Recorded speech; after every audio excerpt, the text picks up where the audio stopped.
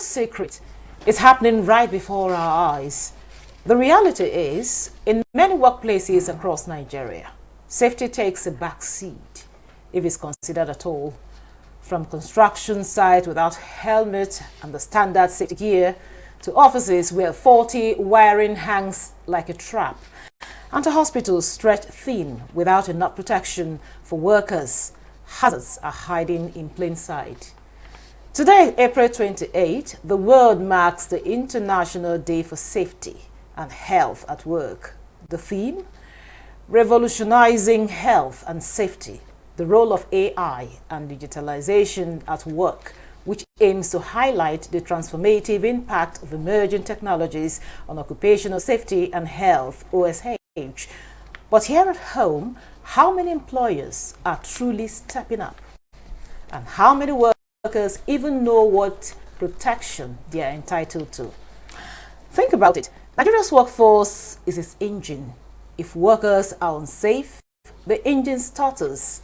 If workers fall sick or get injured, the economy pays the price. Is it a question of costs or a culture that sees accidents as normal? Who bears the responsibility? The government, the employers, or the workers themselves? Tonight, we dig deeper into Nigeria's workplace safety and culture.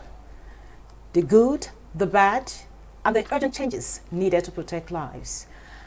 Thanks for joining us on Nigeria Today. I'm Ikaria Clinton.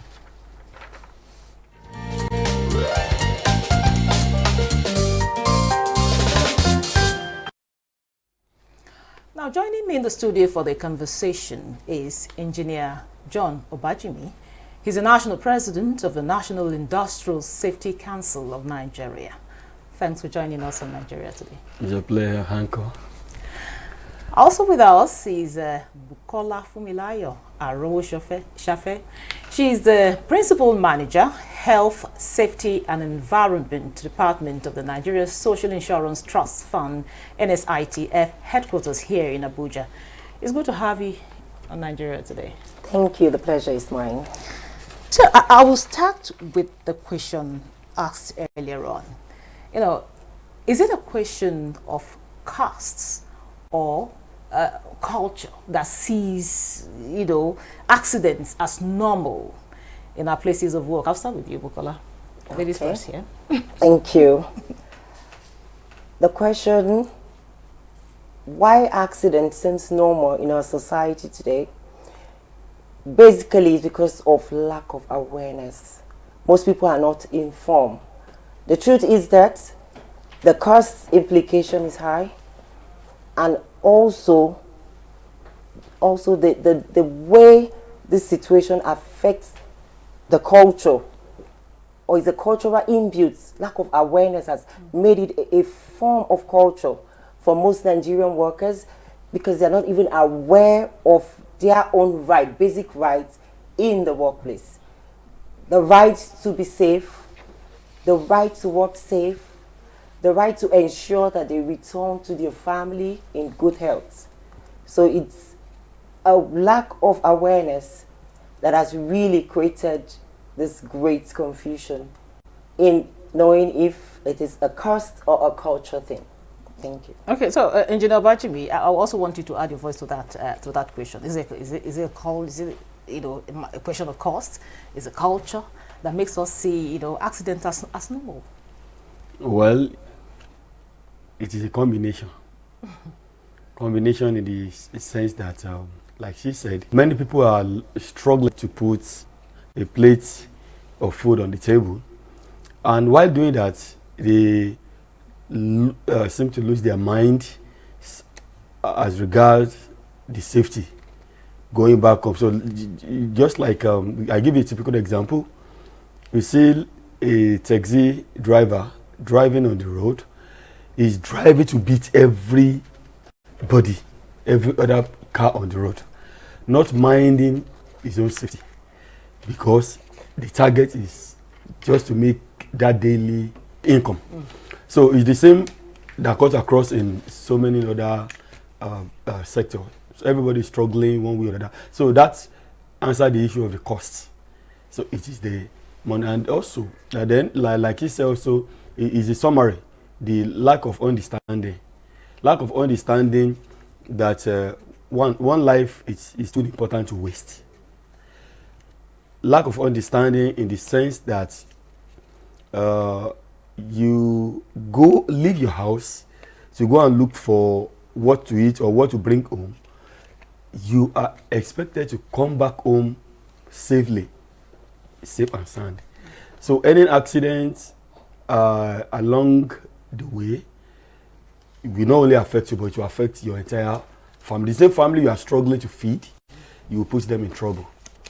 So it's all about understanding. So both cost and culture. And we live in a society whereby everybody seems to kind of be a government of their own. So that's aspect of the culture. So the government needs to do more awareness. Government is doing a lot when it comes to creation of awareness. NISN to National Industrial Safety Council of Nigeria champions all advocacy on safety and health in Nigeria. So we need more to do more in terms of awareness. Now, let's talk about the day proper. We're talking about a World Day for Safety and Health at Work. What is the significance of this day for Nigeria?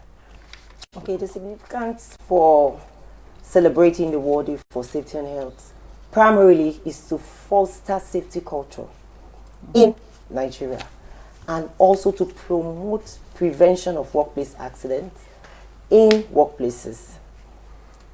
And you do this by creating more awareness, raising awareness to the public, to all Nigerian workers, to have information on basic safety standard rules in the workplace. You encourage positive safety culture. And this significance is so important that NSITF is the Social Security Institute that has been saddled with the responsibility to implement the mandates of the Employee Compensation Act 2010.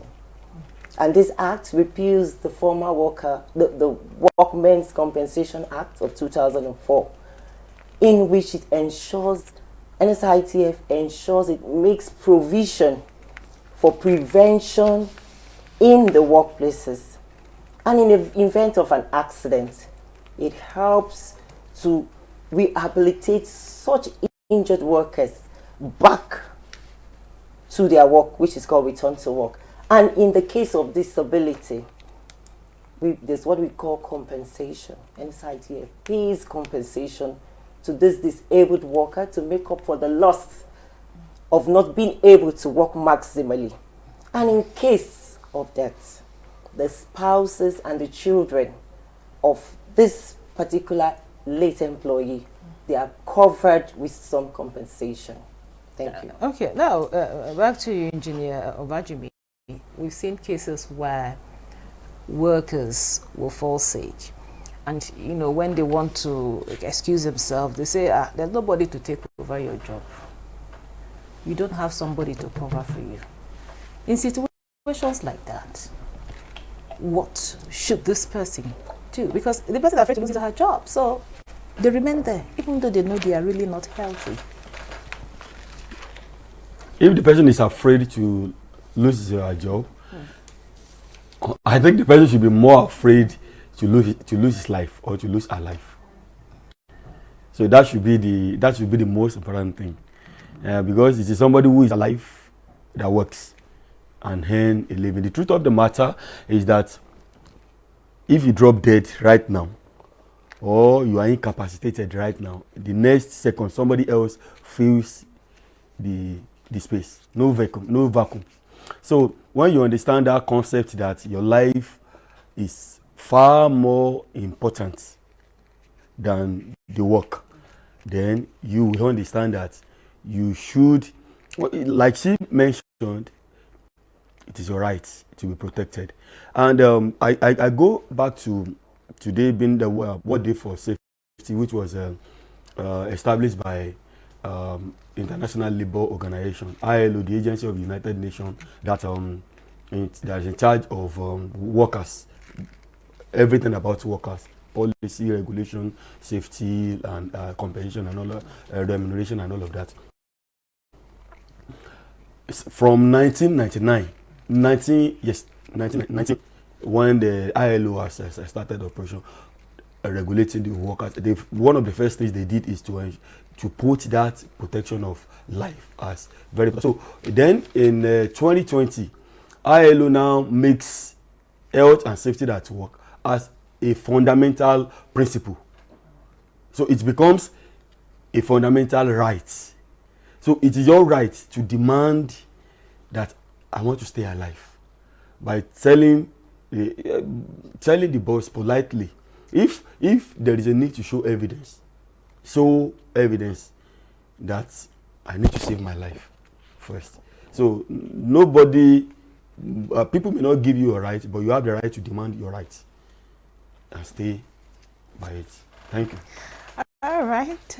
Now, of course, we've heard from our experts in the studio about what about the average Nigerian. Now we'll go hit the street to hear what people have to say about safety in their workplaces. Turn it away.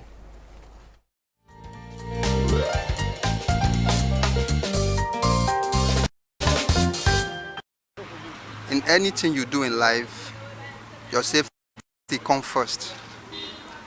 Salary comes second, or any other thing. I think measures should be put in place to make workers more comfortable in any working environment they find themselves. So they'll be safe, because safety doesn't necessarily mean that physical safety. The mental health matters a lot. When your workers are not mentally stable, they tend not to deliver their best. So when you make them safe in their work environment, mentally, physically, and otherwise, they will feel safe and they will deliver their best for you.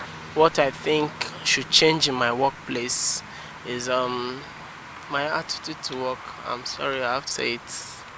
At times, I might not meet up to the expectations that my boss expects me to. I think it should start with me. You talk about workers, for example, who are site workers. The safety equipment, talking about the boot they wear, the helmet, and all that. Most of those employers do not provide for them, which is a problem. And if you talk of government workers, for example, you need clinics at least in your workplace. In case of any eventuality, you can be able to rush in, and a lot of these workplaces do not have such clinics. I hope government will take some of these recommendations and implement. My workplace is safe because we do HSE. That's health, safety, and environment. They provide for us. I'm an EFE engineer, so we provide for safety gadgets like your helmets, glove, and it's quite safe.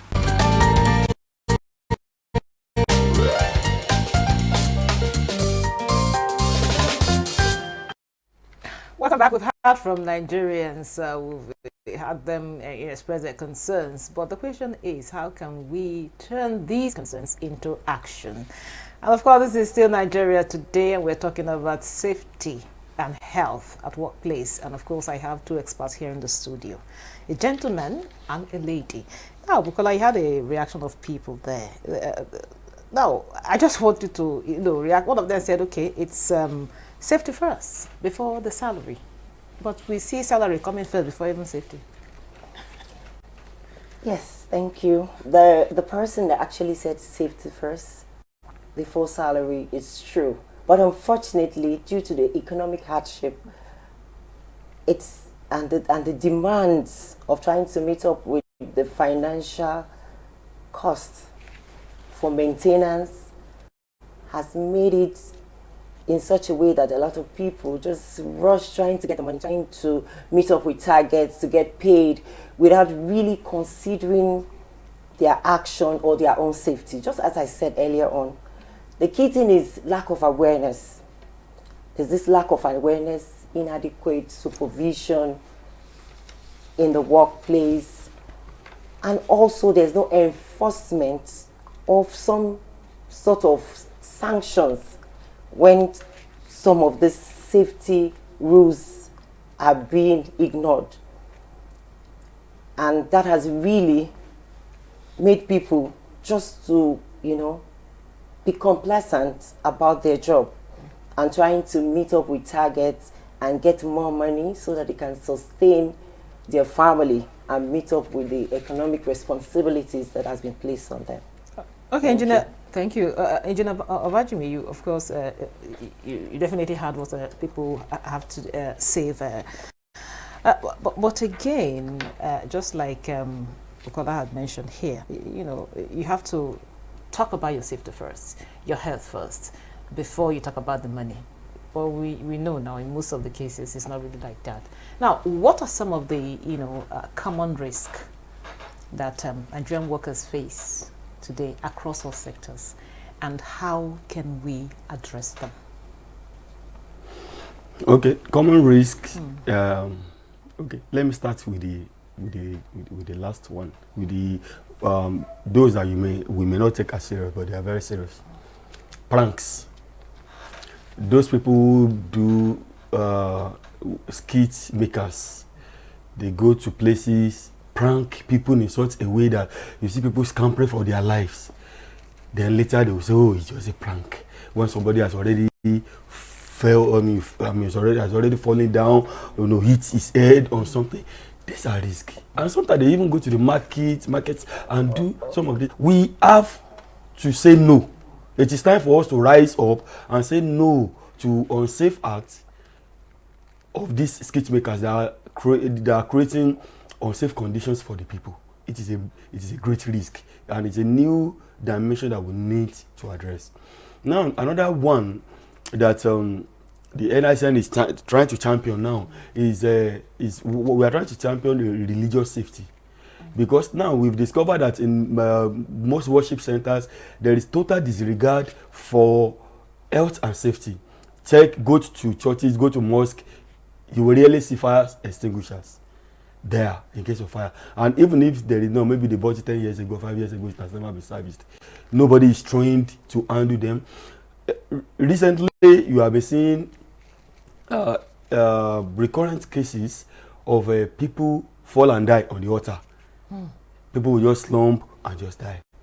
So why not we create health and safety units in churches? So that recently Otumba Ezil Akinile or something, when his wife was celebrating 68th birthday, during the Thanksgiving service on Sunday, he just slumped there and just died. So a little CPR, a little first aid, CPR could have sustained his life while they go to. So these are common. These are areas we are trying to we are trying to look at now from the point of NICN. Even the people into the entertainment industries. So we are also trying to expand advocacy to their area so that we can be able to guide them on safety. And as on the question you ask, what do we do? Like what NICN is doing recently, I sent a message to PFN president. I equally initiated discussion with the Secretary of Supreme Council of Islamic Affairs, because these are apex religious organization. We are looking at meeting with the current president and all of that, so that we from their national headquarters we handle this matter so that it can trickle down to the society. And for lastly, on the question of hazards, we have electrical hazards. A lot of people can get shocked, people can get electrocuted.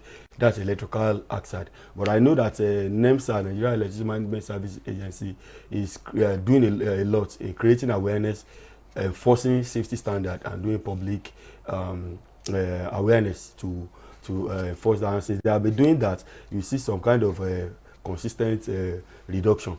Now you have chemical hazards. You have chemical hazards, and I give you an example. I went to the bank in around Jabi recently, and I saw the battery banks, maybe about 20 or 30. The staff are working just behind the battery, and what that means, they are exposed to mercury, zinc, led or thereabout. So over time, I have to educate them. This thing that you are doing, over time, you will inhale this thing, you get to a level of concentration that it will harm your liver, harm your, you will not feel it immediately. What of the kidney? The kidney, everything, heart, everything. So, but unfortunately, people like that may not actually know that they got the sickness from their office. And that is why ILO says that globally, every year, there are about 395 cases of diseases that people contract during their work. So these are cases, these are things that we need to look at before you even talk of road safety accidents, before you talk of even food accident and all of that. Thank you very much. The list is inexhaustible. Thank you, Bajimi. I know if I allow you, you have more to say. But let Bukola say something here. Because earlier on you talked about people being aware of their rights and all of that. So what should they be aware of? Because some persons, like you said, they really don't know. Even the educated ones, they don't know. They don't really know that okay, this is what I should do or what I should know about before I even press for because before you go to seek or ask for your right, you should know your right first. Yes, the Nigerian workers should try to know that safety is key in all they do, and they have the right to know the hazards that are inherent in their jobs. Each worker has a right to know the different hazards present in the job he or she is to carry out. And once you know the hazard, you will know the best way to carry out the job to minimize the risks that it will pose. And you see, that is why NSITF has been able to provide a major key services in the preventative, which is the preventative. We go to organizations, giving them proactive measures through conducting audits and risk assessment, in which we identify the gaps, the safety gaps in their job processes, in their environment. Thereafter, we try to give them corrective measures and recommendations to correct those defects and how best to work to minimize accidents. Also, NSITF conducts accident investigation. Once we go out to organizations, we are not a fault-finding organization. Okay. We are fact-finding. When we go there, we try to know the root cause of such accidents so that we can mitigate its reoccurrence again. And okay, you also push for the compensation, right? Yes. In case of accident, just as I said earlier on, there's what we call the second key services. The first is the preventative, then the second is the rehabilitation, in which the employer is to take care of the injured employee in case of an accident. And once the employer does that, because of the immediate attention, NSITF gives what is called the medical expense refund, in which all bills that have been paid on the injured employer to treat the injured employee will be funded. Also, there's what we call loss of productivity. When an employee is sick, is off work for some days. Okay. So NSITF tries to pay for those days which the employee has misses the work. Thank you very much. I just want Engineer Bajimi to just, in 30 seconds. So, sometimes you see, like you said, some of them were exposed to some kind of, unsafe environment. At the end of the day, they come down with some illness. And they will tell them, okay, go and take care of yourself. The much they can do for them is okay, give the person some days off, but you pay the expenses. So what should you do in that circumstance? In 30 seconds. Okay, I may take more than 30 seconds. Well, the first thing you need to understand is that in national policy on occupational safety and health, which was revised by the Federal Ministry of Labour in 2020, there are responsibilities of the employer and responsibility of the staff. Responsibility of employer is to develop a safety policy that guides the work. then safety rules and provide PPEs and the rest of them. Now for the staff, for the employee, you are to ensure that you work based on those safety rules and the safety rules, and also use the PPE or whatever material. But you can approach Federal Ministry of Labour if you are injured and the organization refuses to pay. Thank you very much. I'll have to stop you there because really, this is where we wrap it up on today's episode of Nigeria Today. Very big thank you to Engineer John Obajimi, National President of the National Industrial Safety Council of Nigeria. Thank you so much for coming on the program and sharing your perspective. And also Bukola Fumilayo Aroshafe, the Principal Manager, Health, Safety and Environment Department of the Nigerian Social Insurance Trust Fund, NSITF headquarters here in Abuja. Thank you so much for having me. Thank you. And thank you for being part of the program. I'm Ikaria Clinton. Goodbye.